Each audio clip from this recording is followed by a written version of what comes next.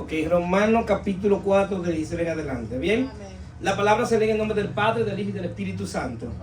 Dice así: por tanto, es por fe, para que sea por gracia, a fin que la promesa sea firme para toda la descendencia, no solamente para la que es de la ley, sino también la que es de la fe de Abraham, el cual es Padre de todos nosotros.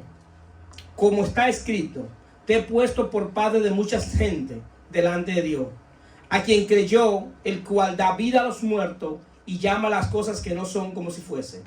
Y creyó en esperanza contra esperanza, para llegar a ser padre de mucha gente, conforme a lo que se le había dicho: así será tu descendencia.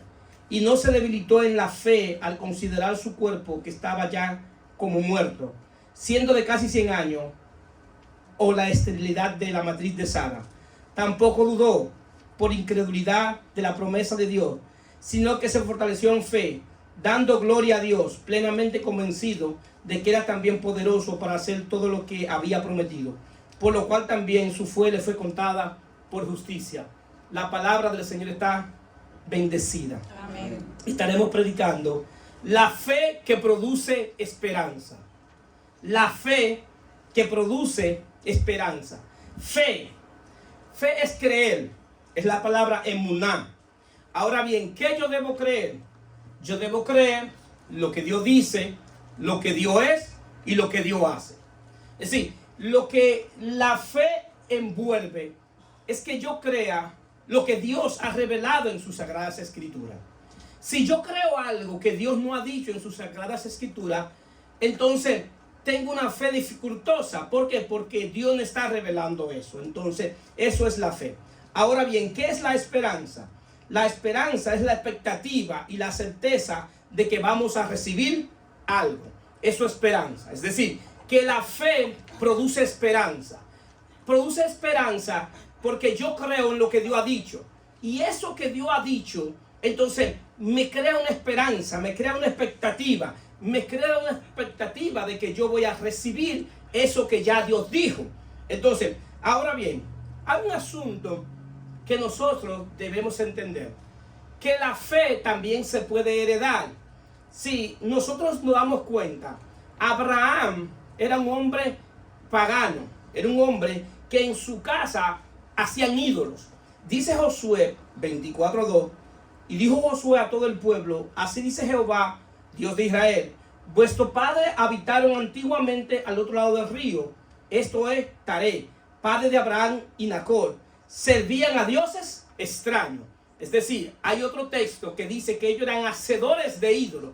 Entonces, en la casa de Abraham se servían a varios dioses. El papá de Abraham hacía ídolos, hacía imágenes para la gente que creaban dioses, para que gente que veían la luna y hacían de la luna un sol, o hacían de la luna un dios, y así mismo. Entonces, la gente por naturaleza crea dioses, crea imágenes y establecen: así es Dios, y a Dios se le sirve de esta manera, y a Dios se le hace de esta manera. Entonces, el problema es que esta fe no es firme. ¿Por qué esta fe no es firme? Porque esos dioses no pueden hacer promesa, estos dioses no pueden cumplir, esos dioses no son fieles, esos dioses no son verdaderos. Es decir, que la fe de Abraham era una fe que tenía problemas. La fe de su casa tenía problemas. ¿Por qué? Porque él estaba confiando en esos dioses que él había visto. Entonces, ¿qué sucede? En el Nuevo Testamento también habla de que la fe se puede heredar. Y es lo que Pablo le dice a Timoteo, 2 de Timoteo 1:15, trayendo a memoria la fe no fingida que hay en ti, la cual habitó primero en tu abuela Loida y en tu madre Eunice, y estoy seguro que en ti también. Ahora, Pablo aquí habla de una fe que Timoteo heredó, pero heredó de su madre, pero su madre la heredó de su abuela. Pero él dice que esta fe habitó primero en su abuela Loida. Es decir, que la fe no es algo, la fe no es un conjunto de doctrina. La fe es una persona que habita dentro de nosotros, llamado Jesucristo. Eso es fe. Jesucristo es la fe. Entonces, la fe en Jesucristo hace que habite la fe en ti. Esa fe produce esperanza. Ahora, ¿por qué produce esperanza? Porque la fe en un Dios verdadero produce esperanza. La fe en un Dios que habita dentro de ti produce esperanza. Es decir, esa esperanza de que vamos a recibir algo. Por eso la esperanza que hoy tenemos es que tendremos la vida eterna juntamente con Jesucristo. Y esa esperanza se va formando cada día más en nuestro caminar. Entonces, ¿qué sucede? Vemos entonces que hay una fe vacía, que hay una fe que no tiene fundamento, bíblico, que no tiene una fe, que es una fe que Dios no la ha revelado en las Sagradas Escrituras. Entonces, por eso es vana. Por eso muchas veces cuando viene la dificultad, cuando viene el problema, no tenemos fuerza para combatir el problema. ¿Por qué? Porque la fe no es firme. ¿Pero por qué no es firme? Porque es vana, porque no es verdadera. Por eso podemos desplomarnos. Por eso podemos creer cosas que Dios no ha dicho en las Sagradas Escrituras. Y cuando viene el proceso, cuando viene la tempestad, entramos en crisis, entramos en depresión. ¿Por qué? Porque hemos creído algo que Dios no ha dicho en su palabra. ¿Cuántos están aquí? Amén. Entonces, la fe que va a hacer que tú permanezcas firme es la fe verdadera. También hay una fe que dice que es una fe vana. Una fe vana es una fe vacía, una fe que no tiene sustento. Y como no tiene sustento, no te puede alimentar en términos espiritual. La fe que produce esperanza te alimenta en términos espiritual día tras día en el caminar de tu vida. No hay un día que tú te sientas desamparado, que te sientas solo, que te sientas derrotado, si verdaderamente tú has creído en nuestro Señor y Salvador Jesucristo. Bendito sea su nombre. Amén. Ahora, pastor, ¿por qué usted dice eso? Porque Él dijo en su palabra que no nos dejará solo, que estará con nosotros hasta el fin del mundo. Es decir, que no importa lo que tú estés pasando, lo que yo esté pasando, que yo no sienta a Dios, que yo no entienda a Dios en este momento, ese día Dios dijo que estará conmigo. Pastor, pero es que yo no lo siento. Es que no se trata de lo que tú sientes, se trata de lo que Él dijo. Amén. Porque tu relación con Dios no tiene que basado en tus sentimientos, sino basado en su palabra. ¿Cuánto lo creen? Amén. Si esa es la fe verdadera, que es basado en lo que Él ha dicho en su palabra. Entonces, cuando nosotros vemos la fe es compleja. La doctrina de la fe es compleja. No simplemente es creer. Es más allá que creer. ¿Por qué? Porque para que tú creas, Dios tiene que hacer una obra en ti. La fe no nace de la noche a la mañana. La fe por eso es por el oír y oír la palabra de Dios. Es decir, que para que alguien obligatoriamente pueda tener fe, tiene que estar sometido a escuchar la palabra de Dios. Entonces, ¿qué sucede? Dios llama a Abraham y lo llama en Génesis 12:1 en adelante. Y le dice, sal de tu casa y de tu parentela a la tierra que te mostraré. Y te bendeciré. Y será bendición para las naciones. Entonces Abraham sale con su sobrino Lot.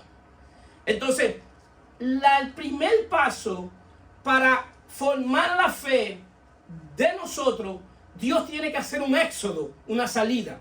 Dios tiene que sacarte muchas veces de tu casa. Tiene que sacarte de tu parentela.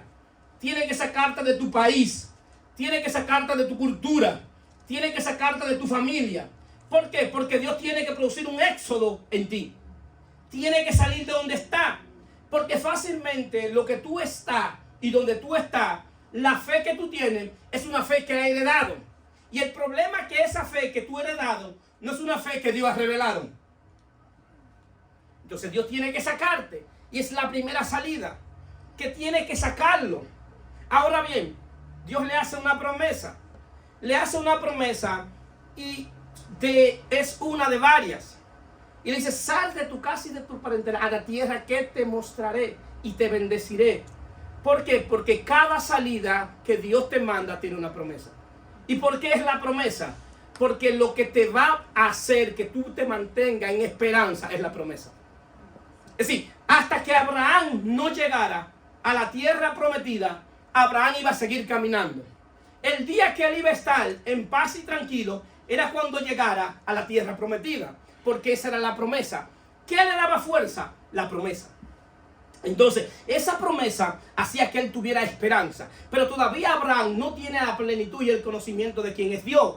¿Por qué usted sabe eso, pastor? Porque a Dios tú no lo conoces de la noche a la mañana.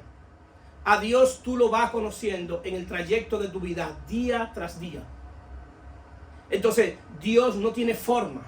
Dios se revela de diferentes maneras, de diferentes eventos, de diferentes situaciones. Y Dios está esperando y provoca muchas veces o permite muchas veces situaciones difíciles para que tú le conozcas. Es decir, tú no puedes conocer a un Dios que suple si tú no tienes que hacer. Tú no puedes conocer a un Dios que sana si tú no te enfermas. Tú no puedes conocer a un Dios de paz si en tu casa o al lado tuyo no hay guerra. Entonces Dios tiene que revelarse tal cual es. No es lo mismo conocer a Dios de manera intelectual que conocer a Dios de manera espiritual. ¿Por qué? Porque Dios es un espíritu. Por eso hay mucha gente que pueden conocer todo lo de Dios, pero en términos espirituales no conocen a Dios. ¿Por qué? Porque Dios se revela de espíritu a espíritu. Todo lo que Dios hace, lo hace a través de su espíritu, porque Dios es un espíritu. Entonces esa es la razón que Pablo dice que a Dios le plació revelar a su Hijo en mí, sí, dentro de mí. Y esa es la revelación que Dios quiere traer a tu vida, de que su Hijo se te revele. ¿Para qué? Para que tú tengas una fe firme, para que tú tengas una fe verdadera, para que esa fe produzca esperanza. Entonces, ¿qué sucede? Vemos a Abraham que sale con la promesa de bendición en un tiempo futuro. Pero Abraham sale con su sobrino Lot. Lot, el nombre de Lot simboliza dos cosas: velo y cobertura. Abraham salió de su casa con un velo que en el camino Dios se lo iba a quitar. Entonces Abraham sigue caminando. Entonces, ¿qué sucede?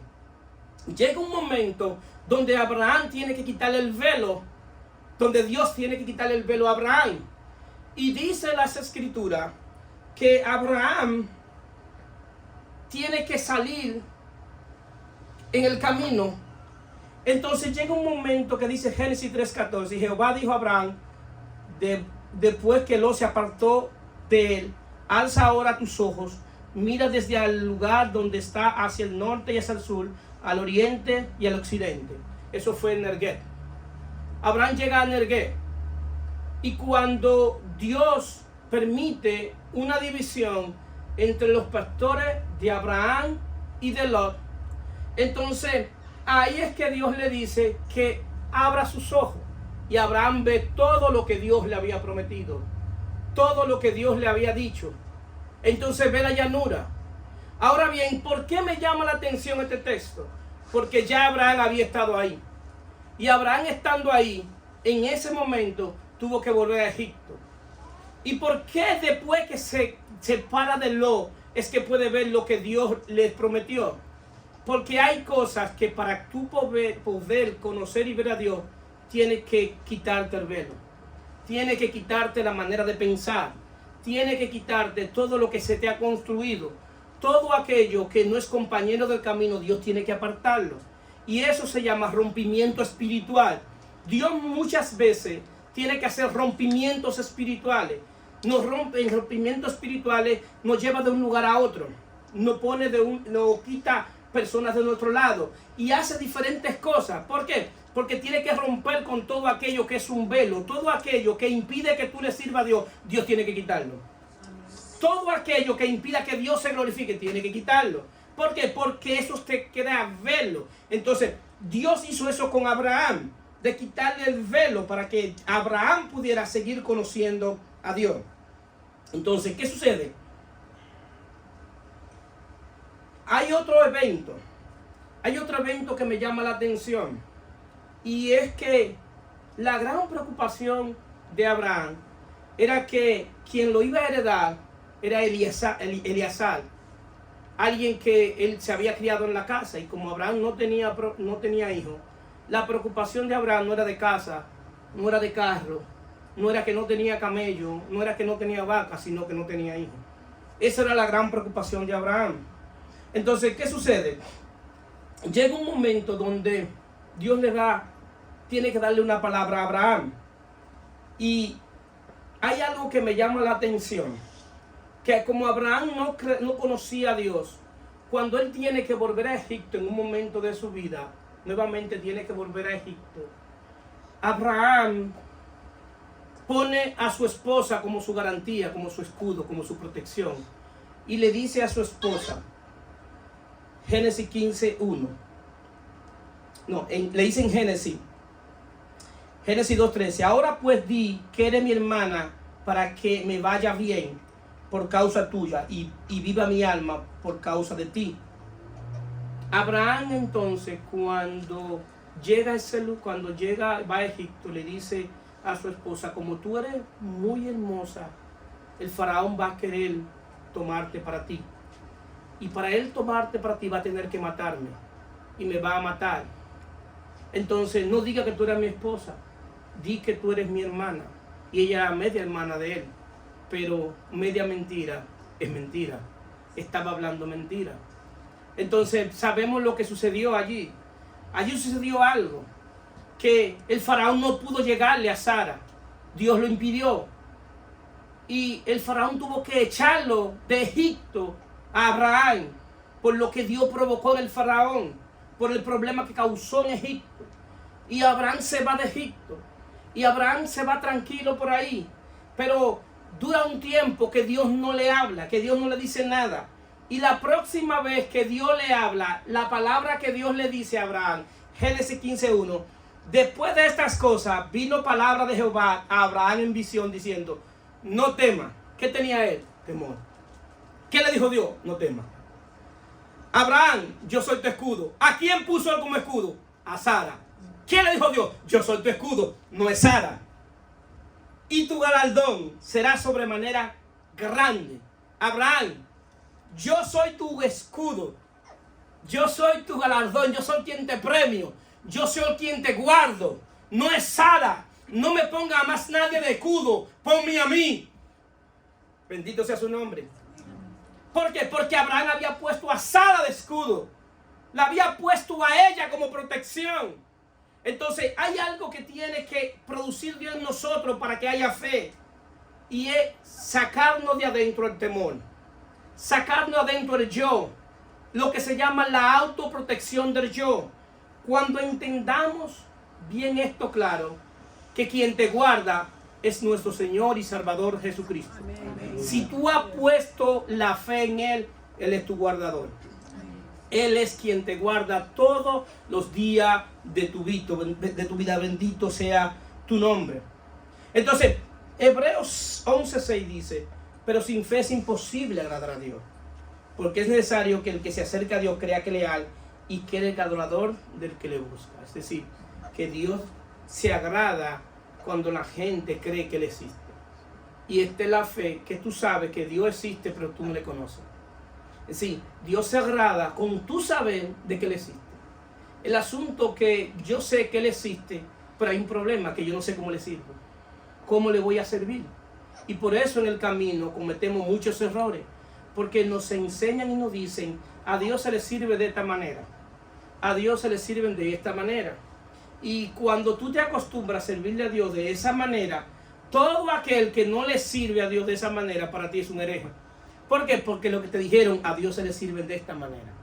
Una persona a veces me acerca a mí, que ella me ve orando con los ojos abiertos, y se me acerca y me dice, pastor, ¿y por qué usted ora con los ojos abiertos? Digo yo, porque me gusta orar para ver la gente cuando estoy orando. Pastor, a mí me enseñaron que a Dios se le ora con los ojos cerrados. Para ella yo no estaba orando porque tenía los ojos abiertos. Pero es culpa de ella. No, fue lo que le enseñaron. Y fue creyendo esa mentira. De cierta manera, esa mentira, ¿qué hizo? Le puso un velo. Y para ella todo aquel que no oraba con los ojos cerrados no estaba orando.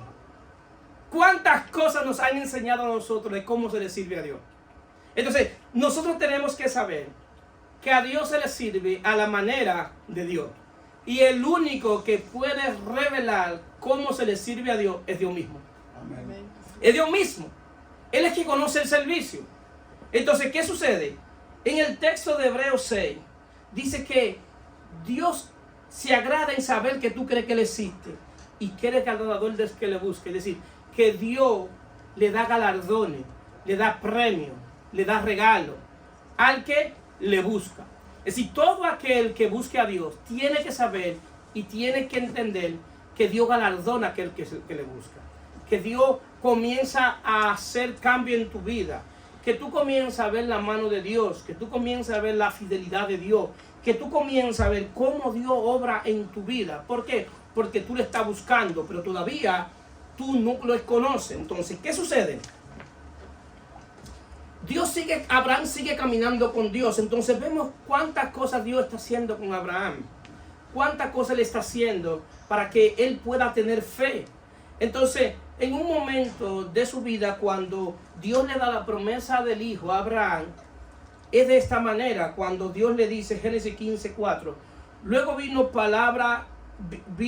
a él palabra de Jehová diciendo, no te heredará sino un hijo tuyo, será el que te heredará. Y lo llevó afuera y le dijo, mira ahora los cielos y cuenta las estrellas, si la puede contar. Y le dijo, así será tu descendencia. Y creyó a Jehová y le fue contado por justicia. Y le dijo, yo soy Jehová que te saqué de Ur de los Caldeos para darte a heredar esta tierra.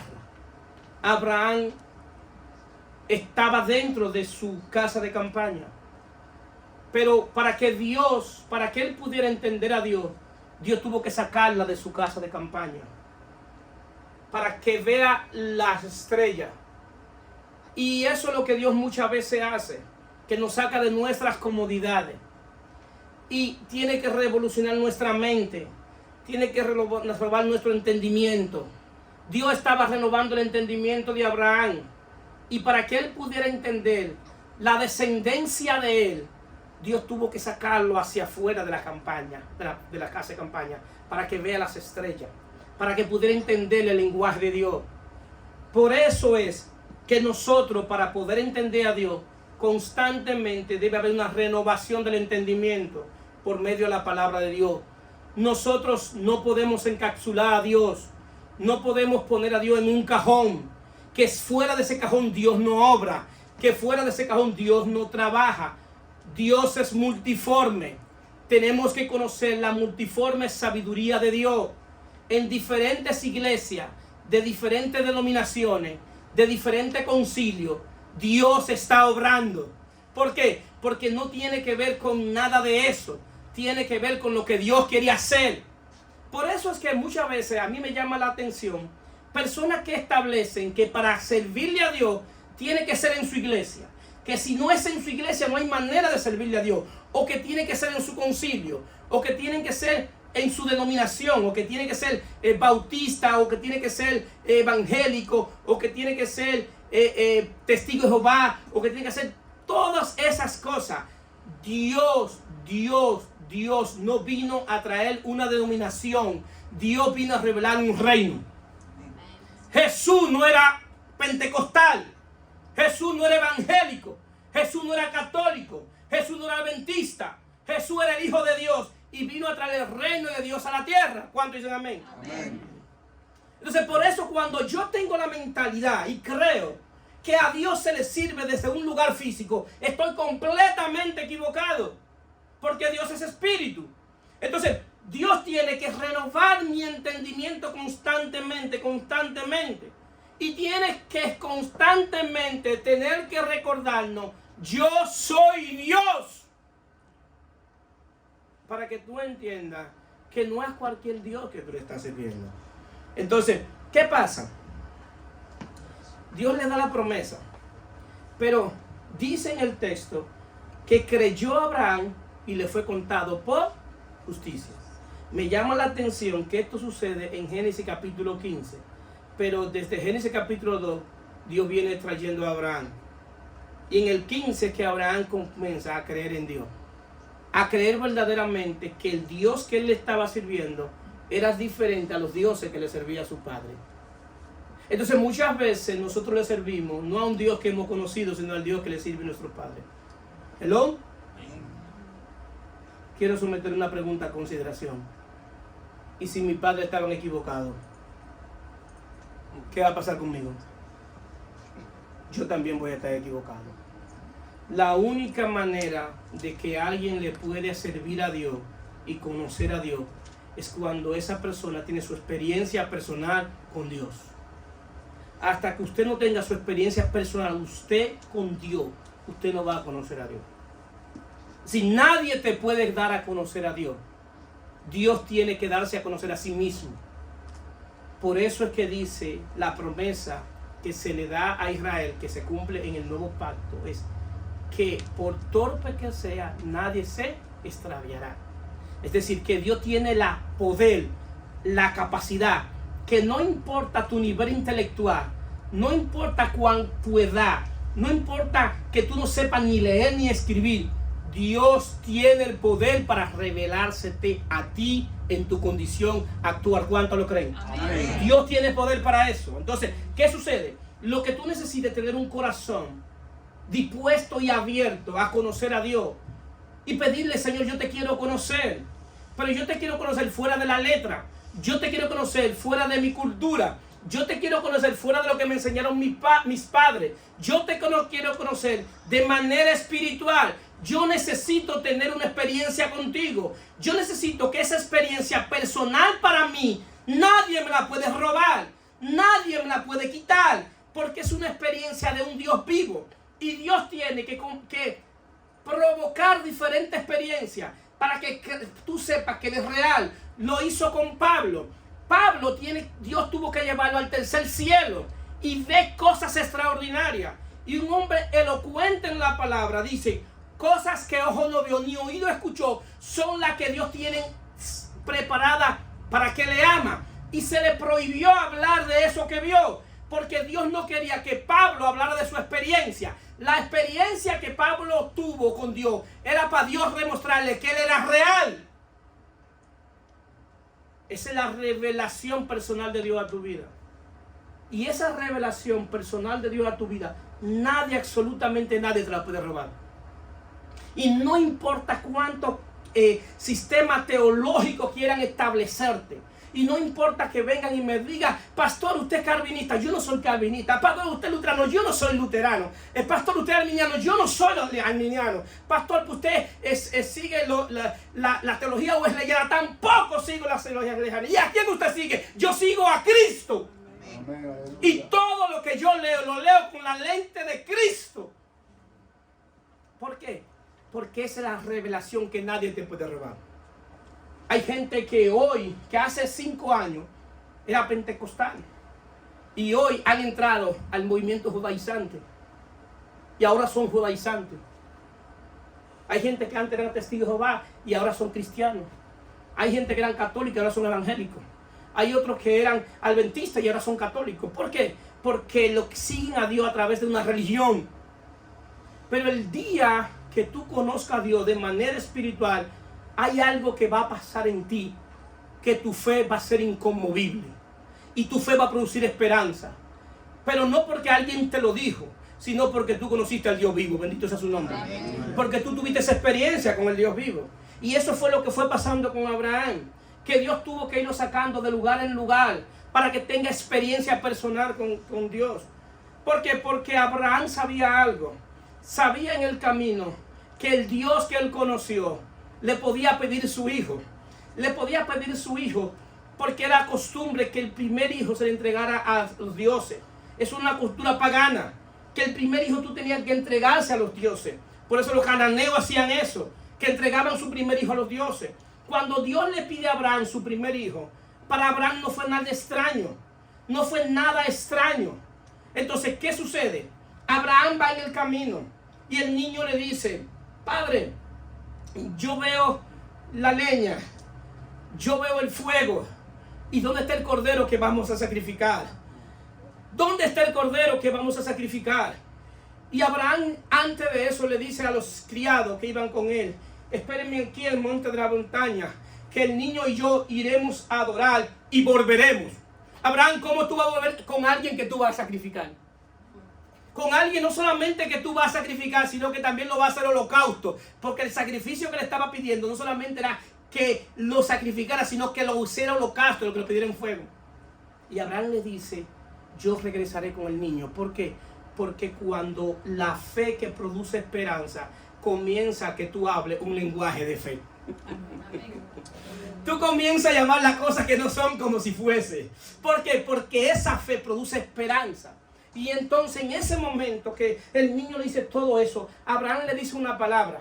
Le dice una palabra: mi hijo, Dios se proveerá de cordero. Le dijo: Dios mismo se va a hacer cordero. Abraham vio a Cristo en la cruz. ¿Por qué? Porque se le abrieron los ojos espirituales. Dijo: Dios mismo se va a hacer cordero. Por eso Jesús, cuando está en una discusión con los fariseos y los saduceos, le dice: Abraham vio mi día y se gozó. Porque Abraham vio a Cristo en la cruz. Porque sabía que el problema del sacrificio no estaba en el hijo de Abraham. El problema estaba en el sacrificio del Hijo de Dios. Y Dios no podía pedirle al hijo de Abraham si antes no entregaba a su hijo. Porque todo lo que Dios te pide es porque ya Él te lo ha entregado. Bendito sea su nombre. Dios nunca te va a pedir algo que nunca te ha entregado. Sí, si se dan cuenta, cuando Dios le pide al pueblo de Israel que traiga todo lo que tenía para hacer el templo, ya Dios lo había dado. Ya Dios le había dado todo eso. Ellos no tenían que salir a un banco a buscar prestado. No tenían que ir a endeudarse para hacerlo. ¿Por qué? Porque ya lo tenían. El principio es: te bendeciré y será bendición.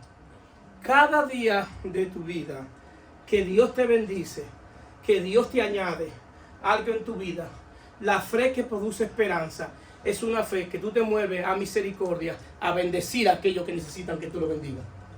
Eso es evangelio. El evangelio no es yo acumular para mí. El evangelio es que lo que Dios me da es para buscar a quien yo necesito bendecir. ¿A quién necesita algo? ¿Quién necesita algo de mí? Pastor, pero yo no tengo. No importa cuánto tú tengas. No es la cantidad, es la intención del corazón. Porque no es porque tú no das porque no tienes porque tienes poco. Tú no das porque tu corazón no le gusta dar. De lo poco tú puedes dar y Dios lo recibe. En el templo la que menos dio fue la viejita que estaba orando. Y muchos fueron y estaban dando. Y ella dio de lo poquito que tenía. Y la ofrenda que recibió no fue lo que dieron muchos, sino lo que dio poco. ¿Pero por qué dio poco? Porque tenía poco. Pero lo que dio lo dio con el corazón. Y la fe que produce esperanza, tú das porque tienes esperanza que Dios te va a seguir dando. ¿Cuánto lo creen? Amén. Por eso la fe que produce esperanza da. Porque sabe que tú no dependes de un empleo, que tú no dependes de un trabajo, que tú no dependes de la cuenta de banco, que tú dependes del Dios verdadero. Esa es la fe verdadera. Si la fe tuya no te mueve a dar, es una fe vana. ¿Hello? Amén. Ojo, ojo, para que no se equivoquen. No le estoy diciendo que me den. Le estoy diciendo a aquellos que tienen necesidad, los que están a tu lado, que tienen necesidad, a eso. Entonces esa es la fe verdadera. Esa es la fe que se mueve a misericordia. Entonces debe haber un éxodo en mi mente, un momento que salga toda mi manera de pensar. Todo eso tiene que suceder. Ahora bien, hay un problema. Aquí hay un problema, que Abraham escucha la palabra de Dios. Y Abraham escucha la palabra de Dios y Abraham le dice un problema a Dios. Aquí hay un problema. Que tú me estás dando una promesa. Pero ¿qué garantía yo tengo de que tú vas a cumplir esa promesa? ¿Qué garantía yo tengo que tú me vas a cumplir lo que tú me estás diciendo? Y Dios le dice a Abraham: ok, yo te voy a dar una garantía, vamos a hacer un pacto. Vamos a hacer un pacto entre tú y yo. Vamos a hacer un pacto. Yo me voy a enlazar en el pacto. Yo tengo que cumplir el pacto. Ahora bien, yo te voy a dar un pacto que yo voy a cumplir mi parte y tú vas a cumplir la tuya. Entonces tú me vas a buscar todos los animales. Va a buscar varios animales. Lo va a partir por el medio. Y lo va a poner de lado en lado. Y lo va a prender como holocausto. Entonces, ¿qué sucede? El pacto consiste en esto. Yo voy a pasar por el medio. Y después que yo pase por el medio, tú tienes que pasar. Ahora bien, el que no pase va a quedar tendido de la misma manera que quedaron los animales. Tú vas a quedar muerto ahí si no cumple el pacto. Si yo paso y tú no pasas, cuando tú no pases te va a quedar muerto como los animales. En eso consistía el pacto. Entonces, si Abraham no cumplía el pacto, cuando todo el mundo pasara, iba a ver a Abraham tendido en el suelo. Iban a decir: ¿qué pasó con Abraham? Que Dios hizo pacto con él y Abraham no cumplió. Y como Abraham no cumplió, murió. Entonces, ¿qué sucede? Cuando Abraham busca los animales, lo pone de medio a medio, vienen aves de rapiña y le están tratando de robar la ofrenda que él tenía para el sacrificio. Y venían cuervos y venían aves de rapiña queriendo robarle en la ofrenda, queriendo robarle todo lo que él le había traído para Dios. Porque eso es lo que hace el infierno, que trata de robarte lo que tú has traído para Dios, que trata de robarte tu adoración, que trata de robarte tu devoción, que trata de robarte tu fidelidad. ¿Por qué? Porque eso es lo que le agrada a Dios. Entonces, ¿qué sucede? Abraham termina cansado porque se pasó el día entero detrás de los animales, espantándolo por aquí, espantándolo por allí, y terminó cansado. ¿Cuántos de nosotros no terminamos cansados de tantas cosas? Y ni siquiera podemos venir a la iglesia porque estamos cansados. Y Abraham queda bien cansado, Y cuando ya está terminando el día, dice las escrituras, Génesis 15, 17, sucedió que puesto el sol, ya oscureciendo, se veía un horno humeando y una antorcha de fuego que pasaba por entre los animales divididos. En aquel día hizo Jehová un pacto con Abraham. Dios pasó por en medio de esos animales y cumplió con la parte del pacto, pero Abraham no pudo cumplir. Abraham no pudo cumplir. ¿Por qué? Porque estaba cansado. Pero Dios aún así hizo pacto con él. ¿Por qué? Porque era un pacto incondicional. Es un pacto que no tenía que ver con las habilidades de Abraham ni con lo que Abraham tenía. Tenía que ver con la promesa que Dios le había hecho. Tenía que ver con lo que Dios le había dicho. Dios le dijo, será bendición. Ya Dios se había enlazado con esa palabra y no podía hacer más nada porque ya Dios mismo se había enlazado con la palabra. Aunque Abraham no cumplió con el pacto, Dios cumplió con el pacto. Ese es el pacto de la promesa, que es el pacto incondicional. Hay otro pacto que es el pacto de la ley, que es un pacto condicional. El pacto condicional está establecido en un sí y entonces. Si tú haces esto, entonces yo hago esto. Entonces, por eso, cuando la gente entiende que no hizo las cosas como Dios quería, entonces se siente condenado. El problema es que el pacto de la gracia también es incondicional, que no tiene que ver con lo que tú hagas, tiene que ver con lo que hizo Cristo. Por eso yo entro y tú entras al pacto de la gracia, porque no tiene que ver con tus habilidades, no tiene que ver con lo que tú haces, sino con lo que Él hizo. Entonces Él me llama y te llama a ti, y no importa cuántas veces tú le hayas fallado, y no es para que le falle, sino que cuando Él te llamó a un pacto incondicional, que no tiene que ver contigo, tiene que ver con su Hijo, bendito sea su nombre. Entonces ahora, en este pacto, viene un asunto que Dios mismo te entra al pacto por gracia, pero en el mismo pacto Él te demanda fe. Pero hay un problema, que la fe tú no la puedes producir. ¿Por qué? Porque la fe es espiritual, la fe es un don de Dios. La fe es un don de Dios, porque por gracia somos salvos por medio de la fe, y esto no es de nosotros, pues don de Dios. Entonces, Dios, pero Señor, ¿cómo es que tú me demandas fe para entrarme al pacto? Entonces, ¿cómo yo voy a entrar al pacto? Muy sencillo, porque yo no te salvo por fe, yo te salvo por gracia. Yo te salvo por gracia. Y en la gracia yo te deposito la fe. En la gracia yo te regalo la fe. Por eso es don de Dios. Y la fe como don de Dios llega a tu vida cuando tú pones tu mirada única y exclusivamente en nuestro Señor y Salvador Jesucristo. Bendito sea su nombre. Amén. Entonces, viene ahora, dice, por tanto es por fe para que sea por gracia, a fin que la promesa sea firme para toda su descendencia. No solamente para lo que es de la ley, sino también para lo que es de la fe de Abraham, el cual es padre de todos nosotros. Como está escrito, te he puesto por padre de muchas naciones delante de Dios, a quien creyó, el cual da vida a los muertos y llama las cosas que no son como si fuesen. Para Dios formar la fe en ti tiene que darte vida. Y es vida en el Espíritu. Y esa vida es la que forma la fe. Si la gracia te da vida, y te da vida cuando estabas muertos en delitos y pecados. Entonces, ¿qué sucede? ¿Por qué Abraham él lo pone como ejemplo? Pablo pone a Abraham como ejemplo por esta manera. Muy sencillo. Él le da una promesa. Y le dice, en tu hijo tendrá descendencia. Serán benditas todas las naciones de la tierra. El problema más grande es que Sara era estéril. Entonces el hijo tenía que ser de Sara.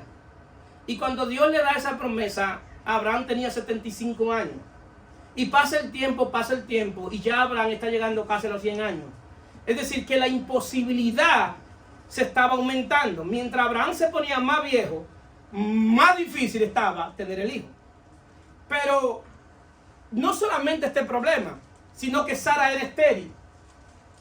El asunto que Abraham podía llegarle a cualquier mujer y tener un hijo. Y para eso no se necesitaba fe. ¿Por qué? Porque es algo natural que si un hombre se une a una mujer y los dos están en condiciones, nazca el hijo. Eso es algo natural. Para eso ni siquiera hay que orar, porque eso es natural. Ahora bien, el problema está cuando tú no tienes la facultad ni el poder para hacerlo. Porque Sara es estéril, pero él no tiene poder para hacerlo. Por eso es que tiene que ser de la promesa. ¿Por qué? Porque la promesa no tiene que ver con tu poder ni tu habilidad. Tiene que ver con el poder de Dios. Porque el hijo no iba a depender de Abraham, el hijo iba a depender de Dios. Por eso Dios tenía que esperar tiempo sobre tiempo. ¿Para qué? Para que Abraham no se gloriara en que tuvo un hijo, sino que cuando le preguntaran ¿cómo tuviste el hijo? Tendría que decir, yo no sé, pregúntale a Dios.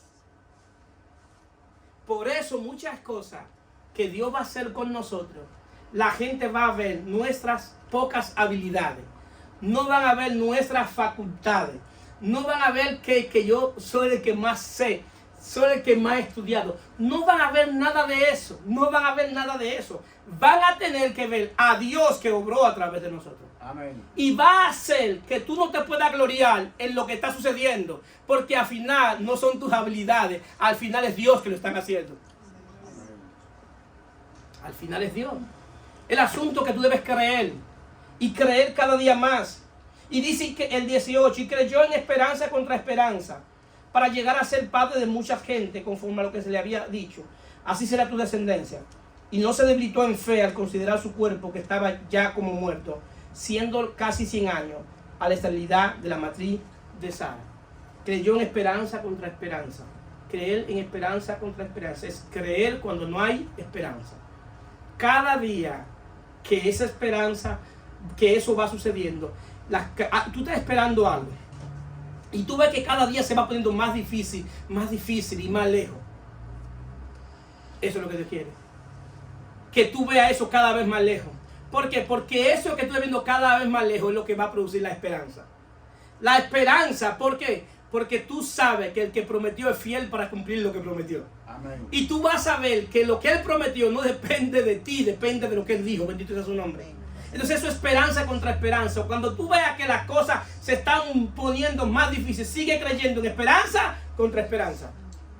Sigue creyendo. Y dice que estaba plenamente convencido. Entonces, ¿qué pasa?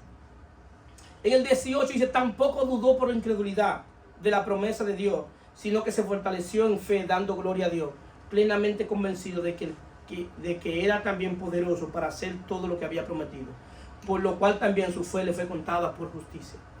Es decir, lo único que va a hacer que tú no creas en Dios es la incredulidad.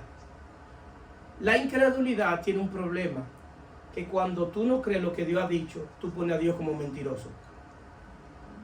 Es decir, eso se llama incredulidad. Entonces la incredulidad es un enemigo de la fe. Tú no crees lo que Dios ha dicho. Sí, ¿qué Dios ha dicho de ti en su palabra? ¿Qué promesa Dios te ha dado? ¿Qué dice Dios de lo que han creído en su Hijo Jesucristo? Es decir, todas las promesas de Dios son sí y amén en Cristo Jesús. Todo lo que Dios prometió en Cristo se cumple. Es decir, Dios dice en su palabra, Efesios 1:3, que hemos sido bendecidos con todas bendiciones espirituales en lugares celestiales en Cristo. Entonces tú tienes que tener la mente de que eres un bendecido y debes caminar como un bendecido de Dios. Pastor, pero yo no tengo empleo. tú sigues siendo un bendecido. Amén. Pastor, pero yo no tengo residencia, tú sigues siendo un bendecido. Amén. Pastor, pero no tengo esposo, tú sigues siendo bendecido. Pastor, pero no tengo esposa, sigue siendo un bendecido. ¿Por qué? Porque Dios ha dicho que hemos sido bendecidos con todas las bendiciones en Cristo. Por tú estar en Cristo, tienes todas las bendiciones. Amén. Lo que Dios le prometió a Abraham en un tiempo futuro, a ti te está diciendo en un tiempo pasado que ya sucedió. Por tú creer en Jesucristo. Entonces ahora tú necesitas, la fe tuya de ahora es trabajar y ser como un bendecido de Dios. No verte en tu condición natural. Tienes que aprender a verte en tu condición espiritual. Lo natural es normal que suceda porque vivimos en un mundo caído, pero lo espiritual lo produce Dios en nosotros. Y lo que va a vencer lo que tú estás viviendo de manera natural es que tú entiendas lo que te ha sucedido de manera espiritual. ¿Cuántos están aquí? Amén. Cuando tú entiendas eso, tu mentalidad va a cambiar. Tú no te vas a ver con una mentalidad de derrota, no te vas a ver con una mentalidad de escasez. Tú sabes que aunque tú tengas escasez, el Dios que tú le sirves es poderoso para suplir conforme a sus riquezas en gloria. Amén. Es un Dios que tiene abundancia. Es el Dios, el dueño del oro y la plata. Amén. Todo el oro, toda la plata no es tuya, es de Dios. Tú lo que eres su administrador. Tú lo que eres administrador de lo que Dios ha puesto en tus manos. Y aunque tú tengas escasez hoy, Dios es poderoso para suplirte. Dios tiene que demostrarte y enseñarte que tú dependes de Él. Entonces eso es fe. Eso es fe. Saber que Dios tiene cuidado de ti, de tus hijos, de tu familia, de tu salud, de tu finanza. Saber que tú no tienes que quitarle nada al diablo, porque toda tu vida está escondida en Cristo. Amén. Amén. El diablo no tiene nada mío. Todo lo que yo tengo lo tengo en Cristo, y todo lo que tú tienes lo tienes en Cristo. Entonces esa es la fe. Y a veces vienen los momentos difíciles. A veces vienen momentos de dificultad. Y tambalea mi fe. Y mi fe no está tambaleando. Está tambaleando. Y en vez de tener esperanza, comienzo a tener frustración. ¿Por qué? Porque no ha creído en lo que Dios ha dicho. Y cuando tú no crees en lo que Dios ha dicho, lo pones por mentiroso. Y para Dios es una ofensa. Eso es blasfema contra Dios. Entonces tu Dios es verdadero, por eso la fe tiene que ser verdadera para que produzca esperanza. Por eso Jesús se revela como la verdad de Dios. Porque el único que puede producir fe en nosotros es el Hijo de Dios viviendo en nosotros. Por eso la fe no es tuya, la fe es del Hijo de Dios. Sí, Pablo dice que la fe que él tiene no es la de él, sino la del Hijo de Dios. Que la fe que él tenía en el judaísmo ya no es esa fe, sino que la fe que tiene es en el Hijo de Dios, es la del Hijo de Dios. Entonces la fe que Dios te regala es la de su propio Hijo. Su Hijo tenía fe de que el Padre y el Espíritu Santo lo iban a resucitar de los muertos. Entonces esa fe que tuvo el Hijo es la fe que Dios deposita en ti. La del Hijo no es la tuya, no la creas tú, es el Hijo de Él. Por eso tú debes conocer del Hijo, saber del Hijo, para que se forme tu fe. Entonces, ¿qué sucede? La fe del Hijo de Dios va a hacer que en los momentos difíciles tú estés firme. Que tú puedas cantar, como decía la canción, en medio del desierto. El desierto es la prueba. Y decía la canción, en medio del desierto. ¿Cómo que dice la canción? Canto, canto. Danzo, danzo en el desierto. Danzo, danzo en el desierto. Es aquello que conocen a su Dios, que pueden danzar en el desierto. ¿Quién danza en la prueba? Es más fácil decirlo que hacerlo.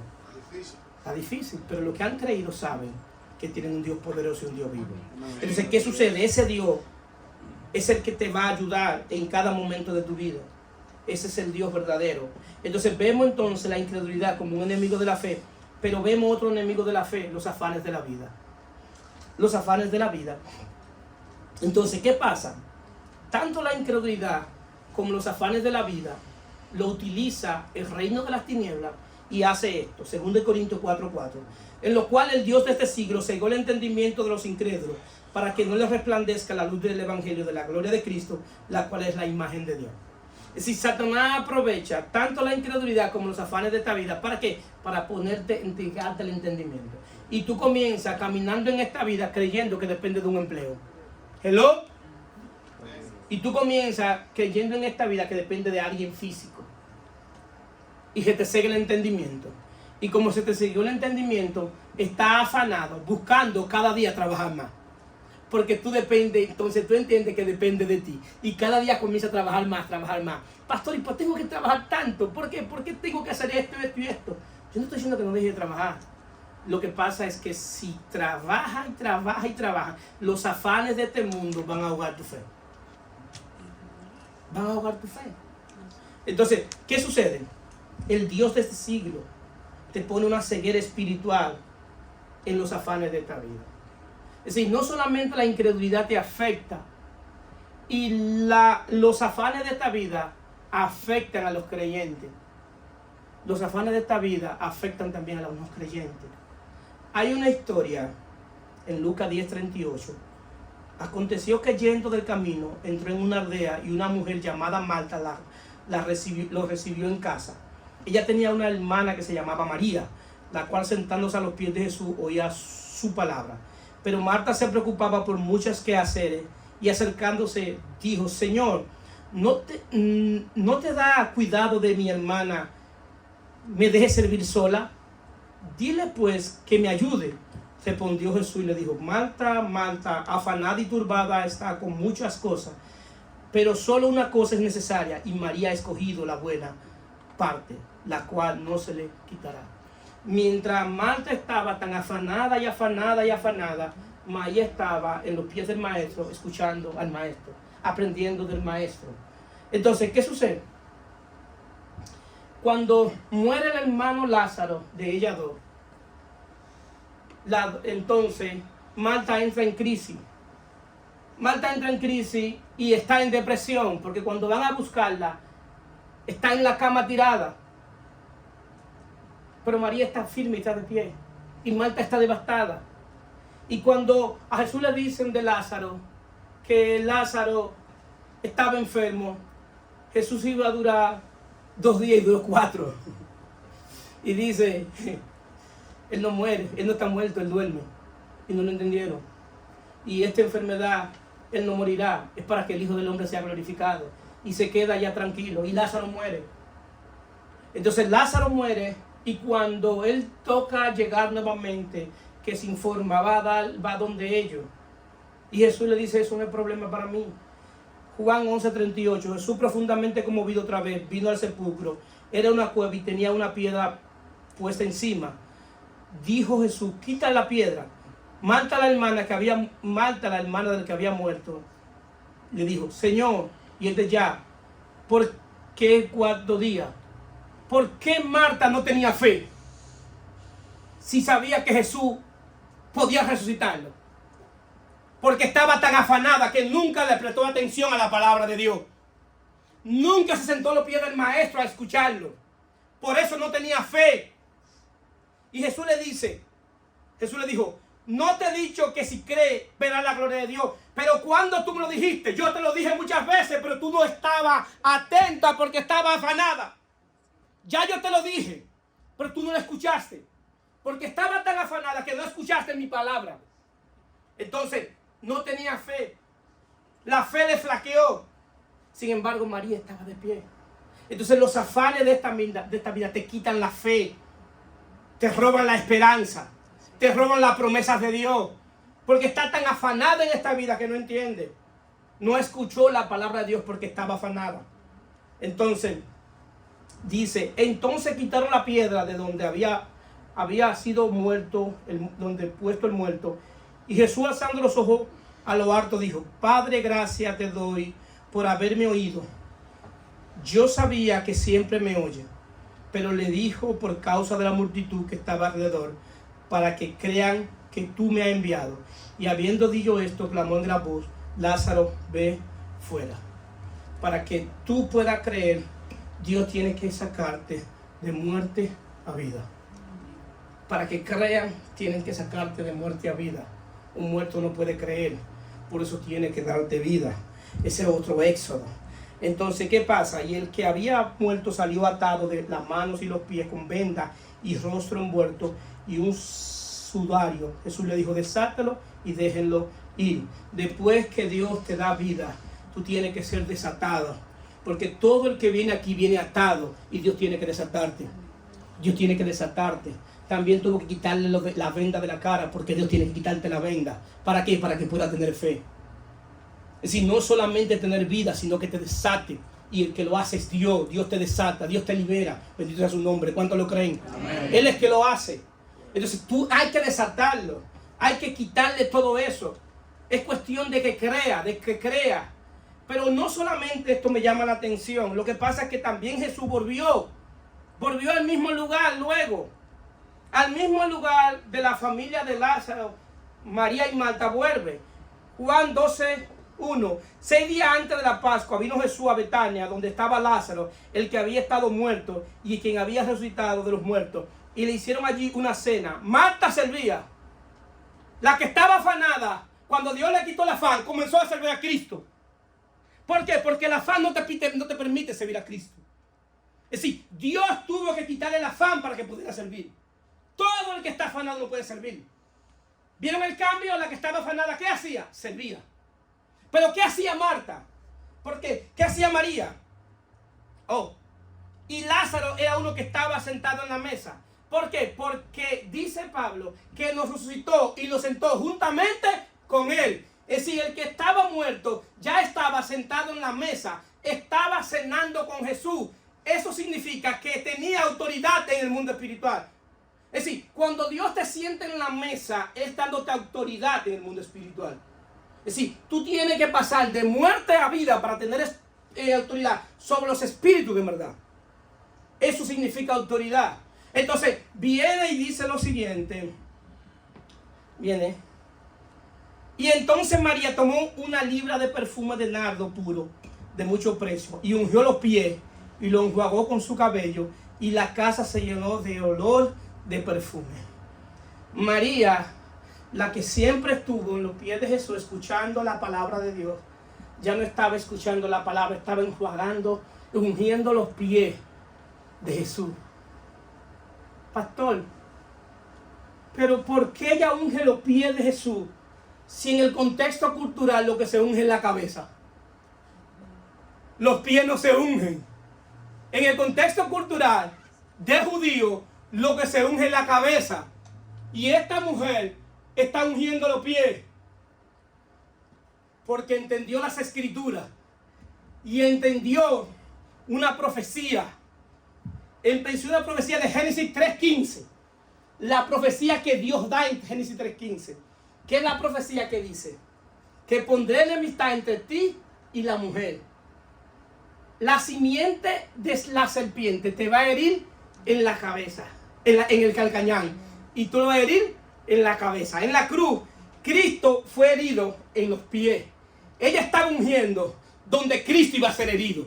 ¿Y cómo lo entendió? Porque siempre estuvo en los pies de Cristo estudiando las escrituras. Y entendía que tenía que ungir los pies del instrumento que la iba a libertar la raza humana del pecado.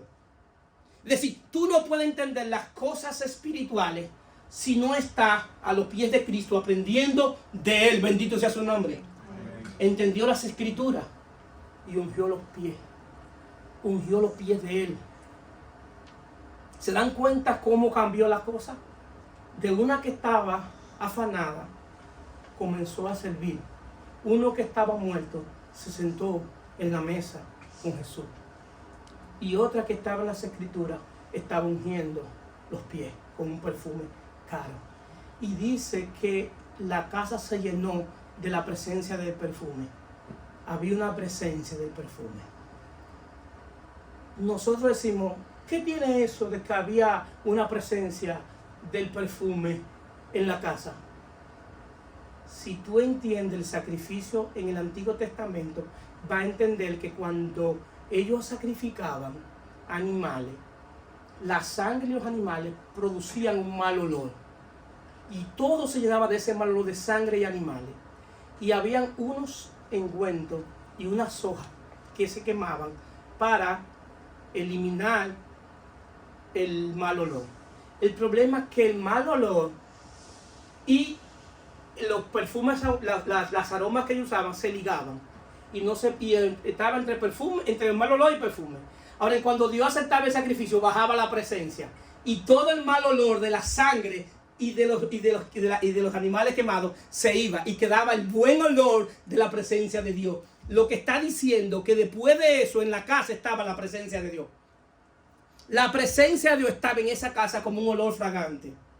Es decir, que lo que te está diciendo, que de la única manera que la presencia de Dios llega a tu casa es cuando la presencia de Dios comienza a perfumar tu casa con el perfume que solamente Dios puede dar a tu vida. Solamente Dios puede dar a tu vida. Para finalizar,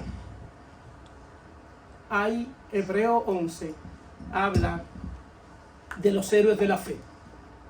Y dicen todas las hazañas de los héroes de la fe. Y hay una hazaña que está en Hebreo 11:21 que me llama la atención.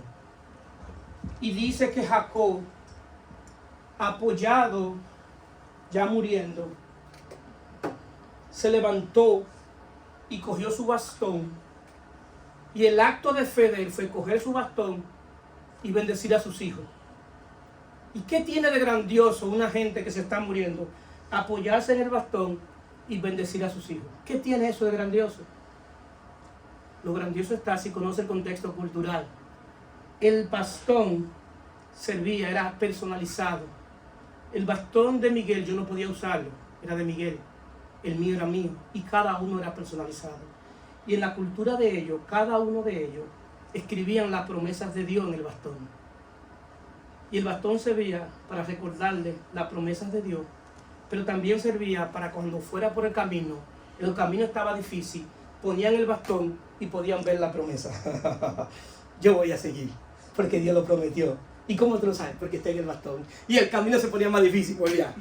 Yo voy a seguir. Pero ¿cómo lo sabes? Porque está en la promesa. Y venía una fiera y cogían el bastón y se defendían de la fiera. Y cuando se defendían de la fiera, veían la promesa de Dios en el bastón. Esa es la fe. Que tú te apodes de esa promesa y cada momento de tu vida tú caminas con tu bastón diciendo, hay promesa para mí, no importa lo que está pasando, hay promesa, Dios lo dijo, Dios me prometió vida eterna, yo voy a llegar, ¿por qué? Porque Dios lo prometió, porque está en mi bastón, está en mi espíritu, y ese espíritu y esa promesa va a producir en mi esperanza, y en medio de la dificultad yo voy a seguir caminando. ¿Por qué? Porque que prometió es fiel para cumplir lo que ha prometido, bendito sea su nombre. Amén. No fue cualquiera que prometió, fue Dios. ¿Cuál es mi exhortación? Que te apodere de la promesa que Dios ha dado a tu vida. Y sigue caminando con esa promesa. Sigue caminando con lo que Dios dijo. Y la promesa para nosotros es una promesa de vida eterna.